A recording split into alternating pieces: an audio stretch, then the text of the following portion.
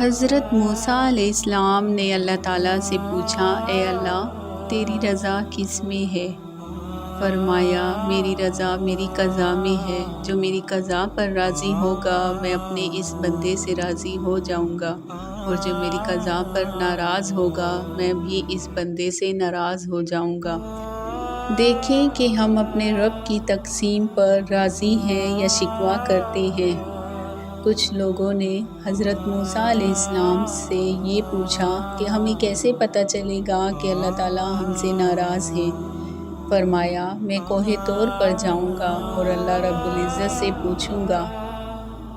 چنانچہ جب کوہ طور پر تشریف لے گئے تو عرض کیا، اے پروردگار، آپ کے بندے یہ بات پوچھ رہے ہیں۔ رب کریم نے فرمایا، میرے بندوں سے جا کر کہہ دو کہ وہ اپنے دل میں جھانک کر دیکھیں۔ اگر میرے بندے اپنے دلوں میں مجھ سے خوش ہیں تو میں اپنے بندوں سے خوش ہوں، اور اگر وہ مجھ سے ناراض ہیں تو میں بھی اپنے بندوں سے ناراض ہوں۔ تو دل میں دیکھیں کہ اس میں اللہ تعالیٰ کے شکوے ہیں یا اللہ تعالیٰ کی محبت ہے۔ ہمیں چاہیے کہ ہم اپنے دل میں اللہ رب العزت سے راضی رہیں۔